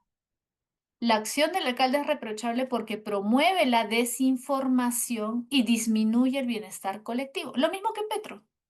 Por eso la política, o sea, el utilitarismo es sobre todo analizado desde el punto de vista político-social. El discurso de un político tiene impacto social, claro. Positivo o negativo, claro. Un discurso de un presidente puede generar un conflicto, claro. Como el de Petro, como Putin, Trump o cualquier presidente, ¿no? ¿Sí? Se puede valorar desde el punto de vista de la moral, sí. Pregunta 13. George Edward Moore, ¿ya? George Edward Moore, acuérdate que plantea el intuicionismo ético, ¿ya? Diferencia, diferencia el análisis ético filosófico, ¿ya? De los juicios valorativos del lenguaje común, ¿ya? Mientras estos emiten valoraciones concretas, o sea, esto se refiere a los juicios valorativos del lenguaje común, ¿ya? Estos emiten valoraciones concretas. Esto es bueno. Por ejemplo, eh, ser solidario es bueno. Decir la verdad es bueno, ¿ya? Eso es lo que nosotros usamos en nuestro día a día, el lenguaje común, nuestros juicios valorativos, ¿no? Ya. La ética científica que sería lo que hace la filosofía. La filosofía no valora juicios concretos, o sea, no valora acciones concretas. El filósofo no se pregunta, a ver, ¿lo que hizo Pepito estuvo bien o estuvo mal? ¿Lo que hizo Pepito es bueno? No. Para Moore, la ética, o sea, desde una perspectiva filosófica, él le llama ética científica, sería aquella que se encarga de analizar el significado del término bueno. ¿Por qué decimos que lo bueno es bueno? ¿A qué nos referimos? ¿Qué significa el término bueno? ¿Te das cuenta? Ese es un análisis filosófico. Entonces, esta ética científica no se ocupa de casos particulares, ¿sí? La filosofía no debería preocuparse o analizar casos particulares, sino que su función es esclarecer el significado del término bueno como noción general. ¿Qué es lo bueno? ¿Qué significa lo bueno? Selecciona la afirmación que mejor expresa la diferencia entre análisis filosófico de lo moral y las valoraciones del habla común según Moore. ¿Cuál sería entonces la clave correcta?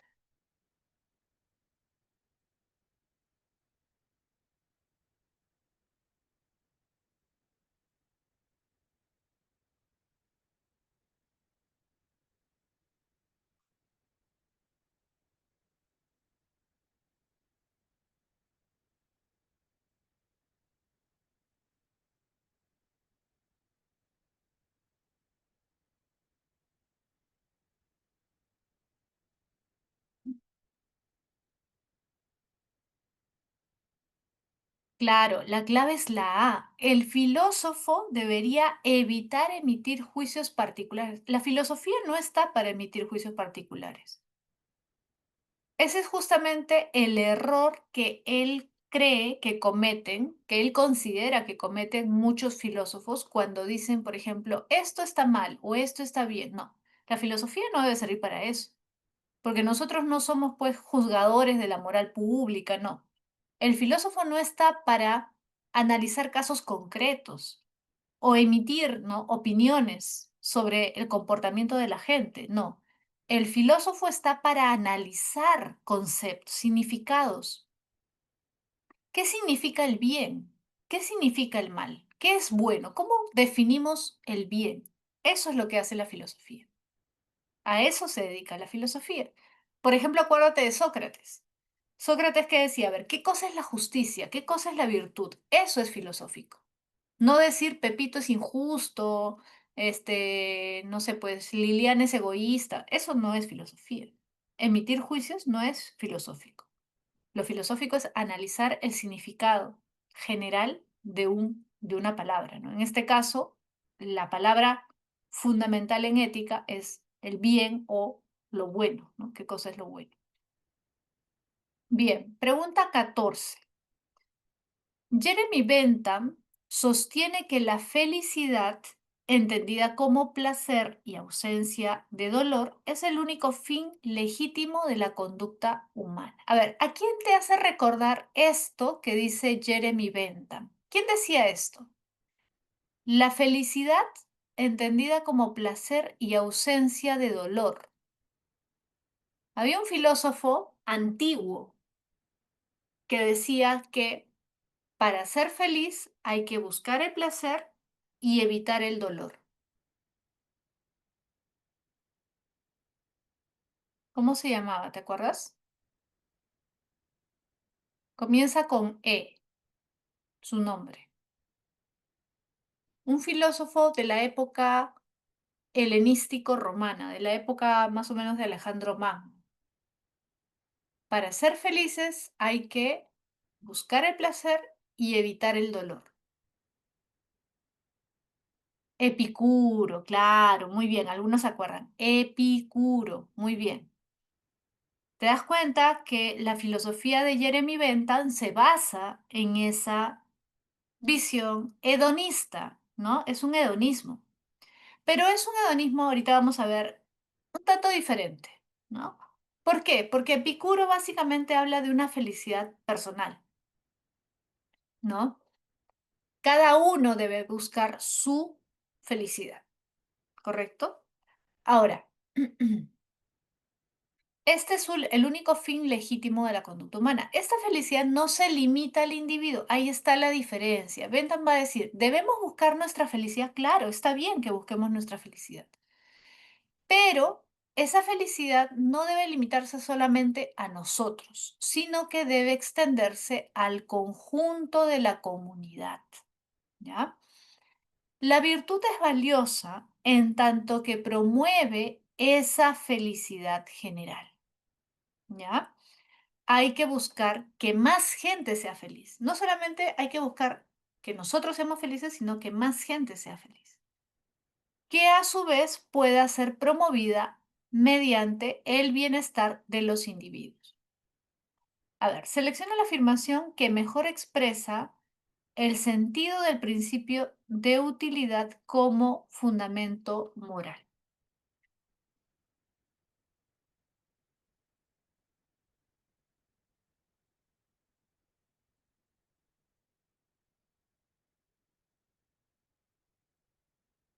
Recuerda que para Bentham, cuando hablamos de felicidad, no estamos hablando solo de nuestra felicidad, sino de la felicidad en general.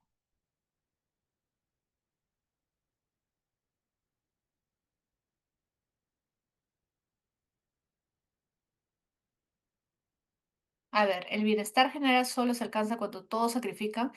A ver, pero si todos sacrifican sus intereses personales, a ver, pregunta, si todos sacrifican sus intereses personales, ¿podrán todos ser felices? ¿Necesariamente hay que sacrificar nuestros intereses personales para que los demás sean felices? No necesariamente, ¿ah? A ver, si todos sacrifican sus intereses, todos sacrifican su felicidad. Entonces, ¿cómo alcanzamos el bienestar general si nadie es feliz? ¿Sería coherente? ¿Sería lógico? No. No sería lógico. Es que no hay que, ojo, no hay que para Bentham, no hay que interpretar que mi bienestar y mi felicidad está en oposición con la felicidad del resto. Si yo soy feliz, los demás son infelices. No. ¿Por qué? La búsqueda del placer inmediato garantiza el bien común de forma natural. ¿El placer inmediato? ¿Seguros? ¿Solo el placer inmediato? No, porque también la felicidad es ausencia de dolor. La felicidad también es ausencia de dolor. La utilidad moral se mide, la utilidad moral se mide por el cumplimiento de deberes racionales abstractos. Deberes racionales abstractos. No, pero si tú dices deberes racionales abstractos, estás negando el placer. Él no niega el placer. Él no niega el placer. El placer es una parte, no lo es todo, pero tampoco lo niega. El éxito moral radica en maximizar el placer individual sin restricciones sociales. ¿Sin restricciones sociales? Solo placer individual sin restricciones sociales. O sea, no importa lo que los demás quieran, no importa si yo afecto a los demás. No, tampoco es así. Es la A. La felicidad es el único criterio adecuado para evaluar la moralidad de los actos. Claro, por eso te decía, no hay que interpretar felicidad como mi felicidad. Mi felicidad puede convivir con la felicidad de los demás, claro. Ahí está, mira en verde. Esta felicidad no se limita al individuo. Perdón. Esta felicidad no se limita al individuo, sino que debe extenderse al conjunto de la comunidad. Si yo soy feliz, tú eres feliz, tu mamá es feliz, tu papá es feliz, todos somos felices, todos podemos ser felices. Para Benton sí se puede lograr eso, ¿no? La felicidad de uno no anula la felicidad de los demás, ¿correcto? Es la A. A ver, estoy medio resfriada, chicos, disculpe. Amanecí un poco mal de la garganta. Un ratito, ya, denme un minutito para tomar un poquito de agua.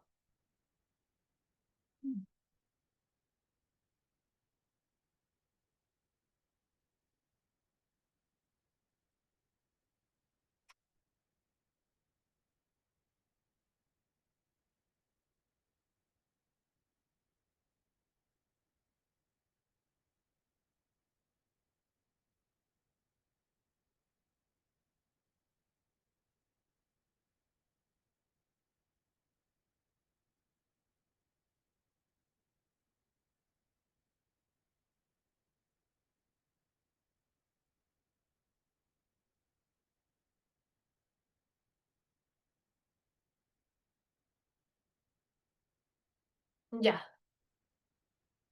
a ver, estoy con la alergia.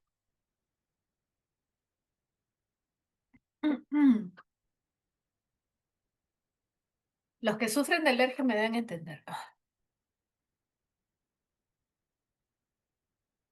Ya, a ver. Ya, 15. A ver, vamos a la pregunta 15. Seleccione la afirmación que mejor articula la relación entre virtud y felicidad según el texto. ¿Cuál sería, a ver, la clave?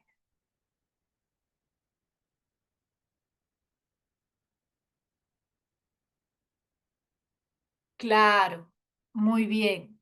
Ahí yo creo que sí está claro, ¿no? La virtud es un medio valioso cuando contribuye a la felicidad colectiva.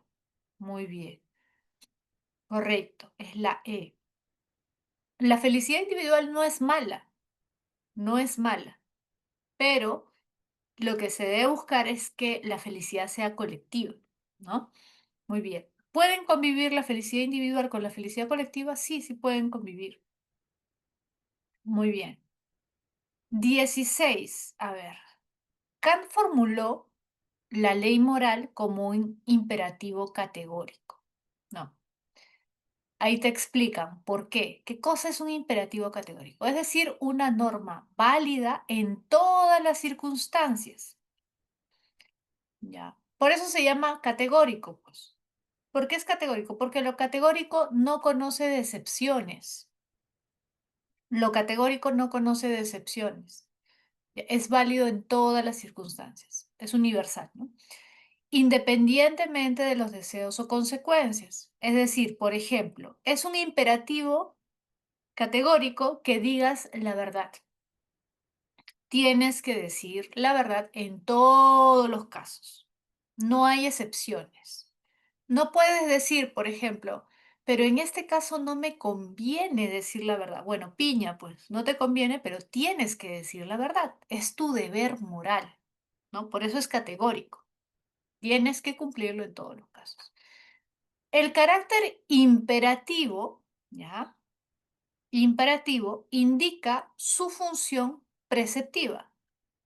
¿Por qué es imperativo? Porque no aconseja, sino que ordena, manda. Es como, es una orden, pues, ¿no? O sea, es como cuando tu mamá, por ejemplo, te dice, hoy día ordenas tu cuarto. No te estoy aconsejando. Mira, tu mamá no te está aconsejando. No te está diciendo si quieres, no. Te dice, hoy ordenas tu cuarto. Es una orden, es un imperativo. Actuar moralmente implica obedecer esta ley por respeto al deber, sin condición alguna. A partir de ello se afirma que, a ver,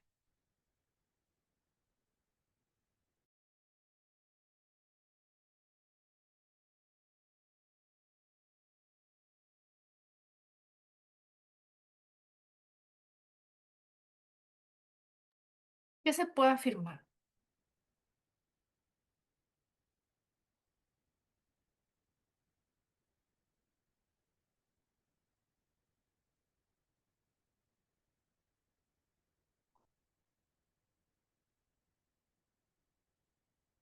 La A, la B.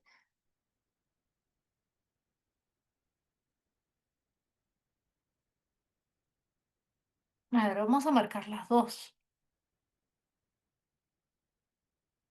La A dice, estos imperativos son categóricos porque exigen sin condición y rigen solo cuando se obra en función del deber. ¿Ya? B, la voluntad es moral cuando se orienta por imperativos categóricos y no por reglas condicionadas al interés. Ok, a ver, las dos parecen correctas, ¿sí? Pero ¿cuál es más adecuada? A ver.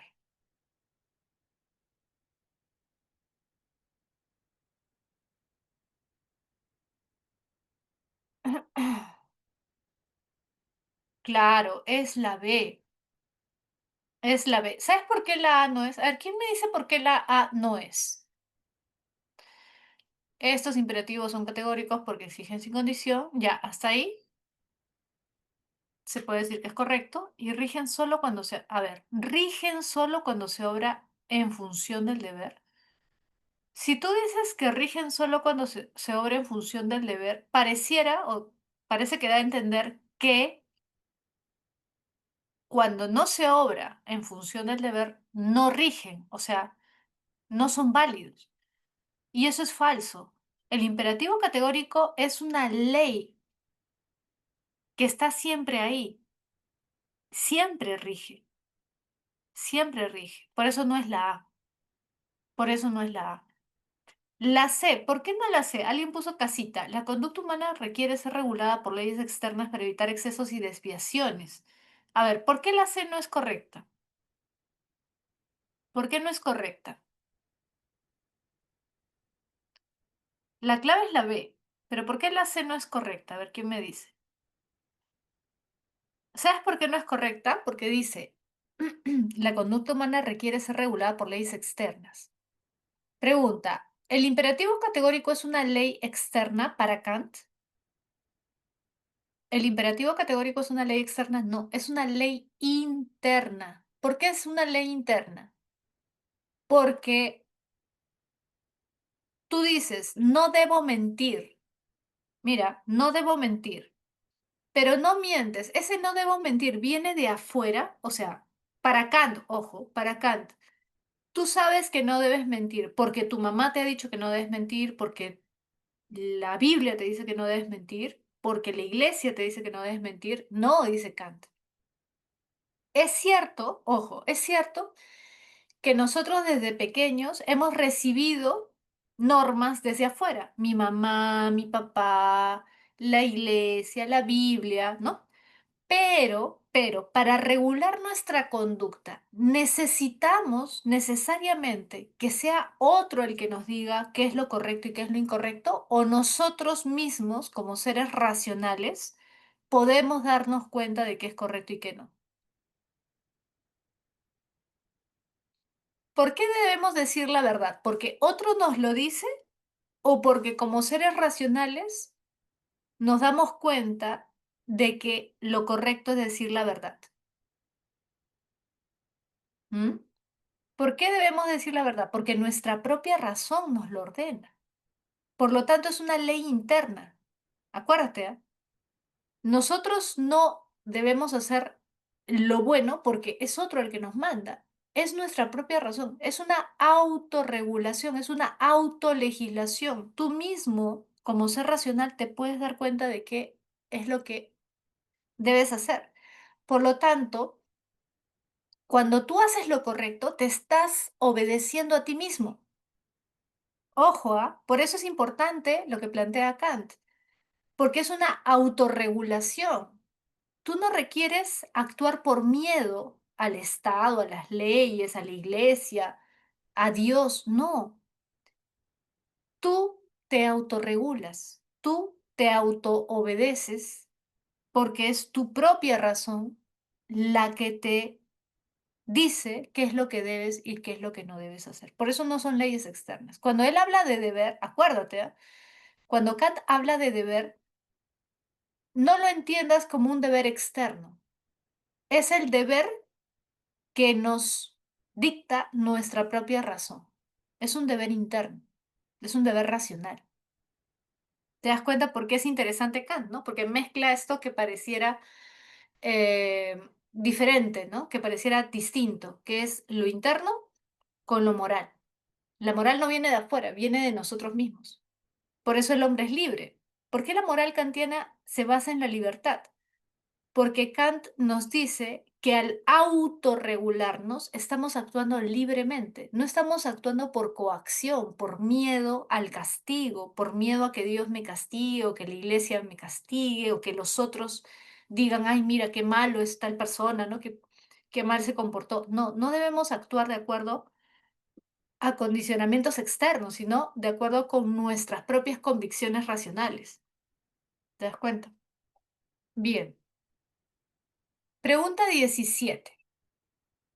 De todo esto se sigue con toda evidencia de que la ciudad forma parte de las cosas naturales, ¿ya?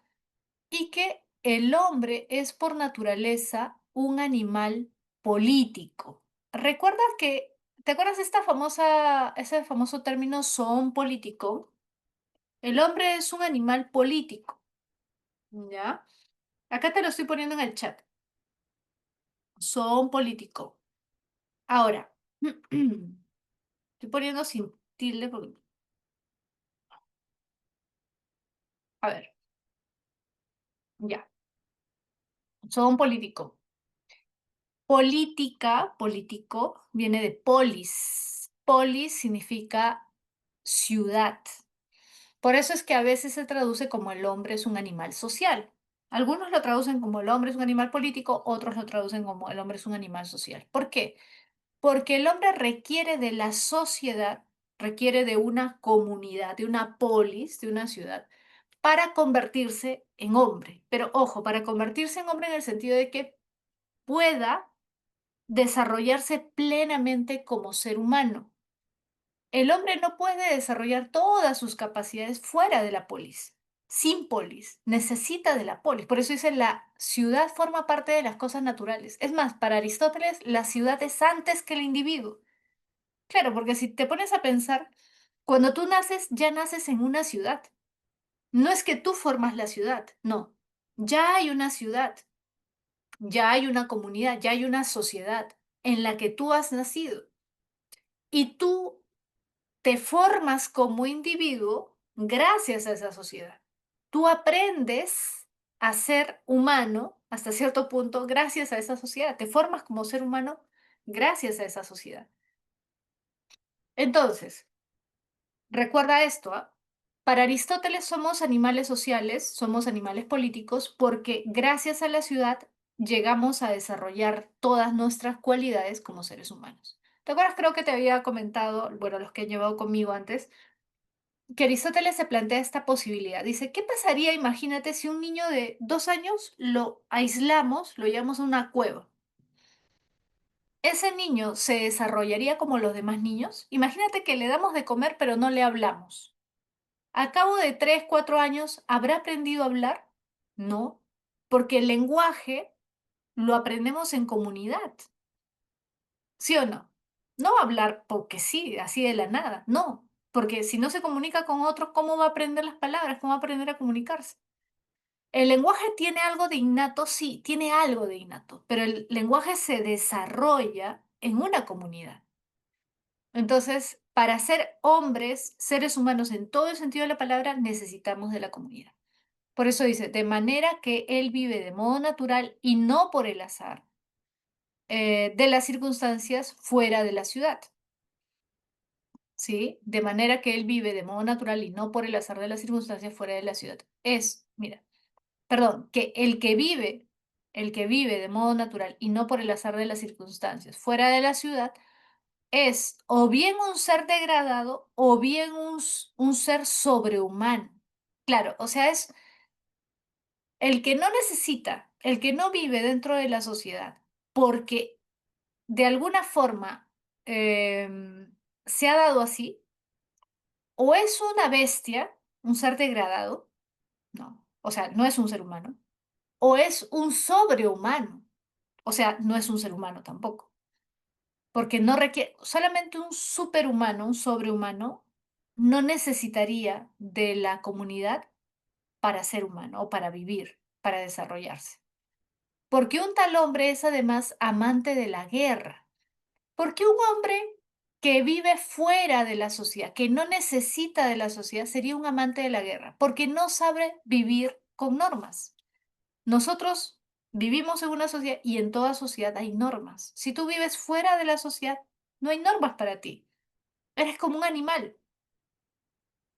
Los animales no tienen normas, no tienen leyes. Si no necesitaras de la sociedad, vivieras fuera de la sociedad, serías un ser peligroso, porque no habrías aprendido a vivir con reglas. Por eso dice, mira, es como una pieza de juego aislada en el tablero. Claro, porque para ti no regirían las mismas normas que para los demás. ¿Te das cuenta? Entonces, se desprende que, ¿qué cosa se puede desprender del texto?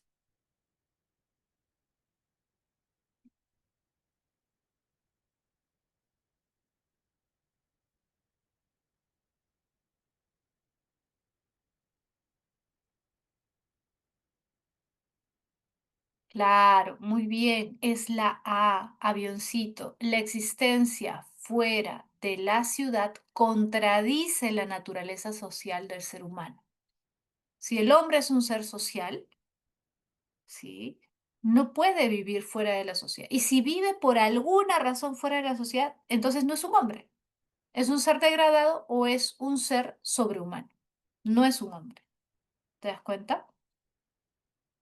Pregunta 18.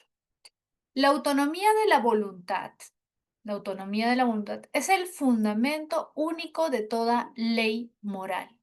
Autónomos, acuérdate, auto, uno mismo, nomía, nomos, ley. Uno mismo se pone la ley. La autonomía de la voluntad es el fundamento único de toda ley moral. Cualquier forma de heteronomía. ¿Qué es heteronomía? Lo opuesto a autonomía. Ahí está, mira, heterónomo es lo opuesto de autónomo. Es decir, cuando la voluntad se guía por un objeto deseado o una inclinación. Es decir, cuando no actúas porque tu razón te manda, sino porque deseas algo, por una inclinación, por un deseo, ¿ya?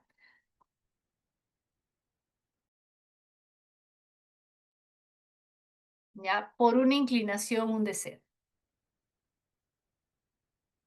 Entonces dice, cualquier forma de heteronomía niega la moral auténtica. Claro, por ejemplo, cuando dices, no voy a decir la verdad porque si lo hago, no voy a obtener tal cosa y yo quiero esto. Entonces, ahí estás actuando de manera heterónoma. Y eso niega la moral auténtica, ¿no? La moral exige que las máximas se rijan por una ley universal derivada de la razón pura. Ahí está, clarito, lo que hablamos hace un momento. La moral, ¿ya? La acción moral verdadera para Kant es una acción que se deriva de la razón pura, porque la razón es la que te da la ley, te dice qué es lo que es correcto. Esta capacidad de autolegislación es la, ahí está, autolegislación, es la libertad en su sentido positivo. Claro, libertad en su sentido positivo, ¿por qué? Porque, mira, no es lo mismo gobernarnos a nosotros mismos, decidir por nosotros mismos qué hacer, que simplemente hacer porque se nos da la gana de hacer algo. Mira, vamos a ver la diferencia entre libertad positiva y libertad negativa. Mira, mientras que la mera independencia de la voluntad frente a condicionamientos externos representa la libertad en su sentido negativo.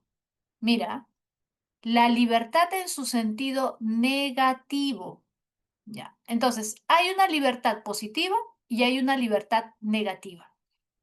¿Cuál es la libertad negativa? La mera independencia de la voluntad frente a condicionamientos externos. Es decir, cuando yo actúo sin ninguna, sin que nada me lo impida, sin ningún obstáculo. La independencia absoluta, la independencia del que hace lo que quiere hacer, ¿ya? Pero fíjate, la libertad en sentido positivo es una libertad que se guía por la razón. La libertad en sentido negativo es aquella que actúa sin ningún condicionamiento externo, es decir, hago lo que quiero. Pregunta, te voy a poner un caso para que tú me digas cuál es, libertad positiva o libertad negativa. Supongamos que me quiero hacer un tatuaje, ¿correcto? Mi mamá no quiere, supongamos. Mi mamá me dice, pero ¿cómo te vas a hacer un tatuaje? Que te vas a malograr la piel, que eso es feo, se ve. Ya, y digo, pero yo ya soy mayor de edad. Yo me hago un tatuaje porque quiero. Es mi libertad, es mi decisión. Estoy ejerciendo mi libertad. Pregunta, ¿qué tipo de libertad sería eso, según el texto? ¿Positiva o negativa?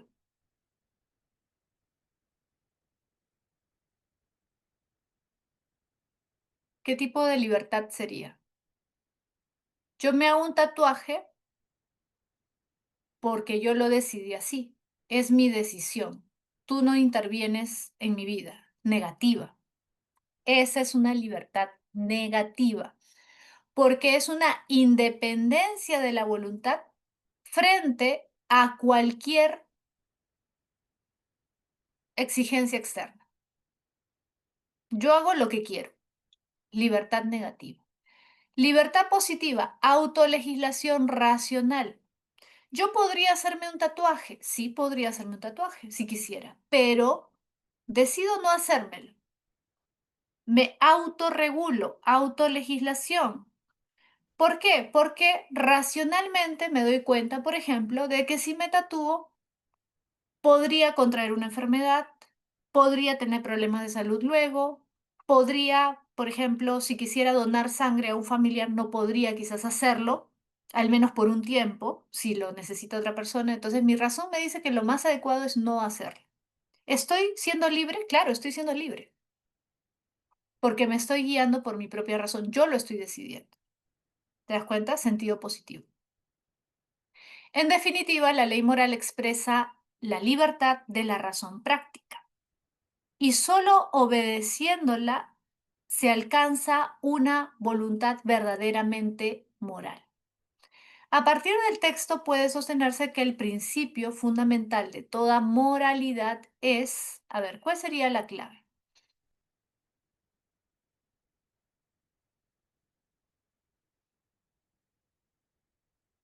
Obviamente esto es Kant, ¿no? Todo esto que menciona acá es Kant, claro. La autonomía de la voluntad que se autolegisla conforme a la razón. Correcto, muy bien, es la B. ¿Sí? 19. Según el texto, la libertad en su relación con la moralidad se entiende como,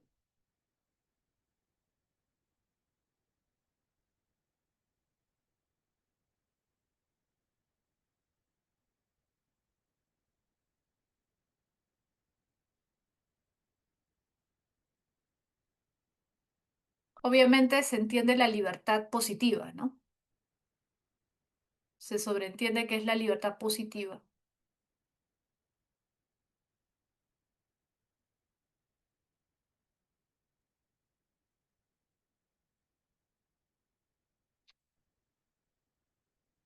¿Cuál sería? La B, la D. Fundamento último de la voluntad cuando se sigue por inclinaciones. Acá está el problema. Inclinaciones, ¿la razón se inclina? No. La razón no se inclina, no hay inclinaciones racionales. La inclinación tiene que ver con los deseos. La B no es. La de forma pura y formal que solo impone contenido moral al apartarse del deseo. Forma pura. La libertad es una forma pura y formal.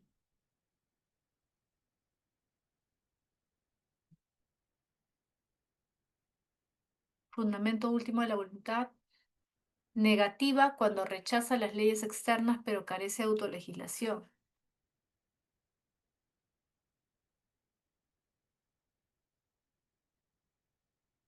¿Cuál es la clave?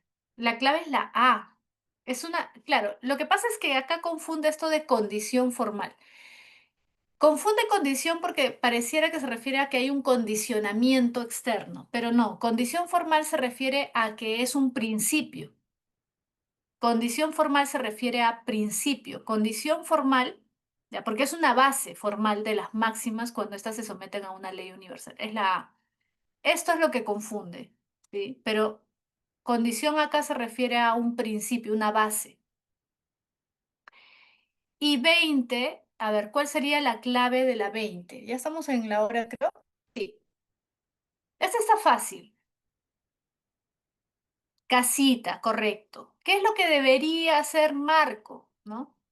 ¿Qué es lo que debería hacer? Renunciar y denunciar cumpliendo con el deber moral de actuar según principios que puedan ser universalizados. Porque acá te hablan de la perspectiva kantiana. Correcto, casita. Muy bien. Bien, chicos. Bueno, espero que les haya servido este repaso para que refresquen sus conocimientos, afiancen también lo que ya saben. En general, ustedes están bien. Las preguntas han sido de dificultad media, algunas de dificultad alta, así que están bastante bien, ¿ya?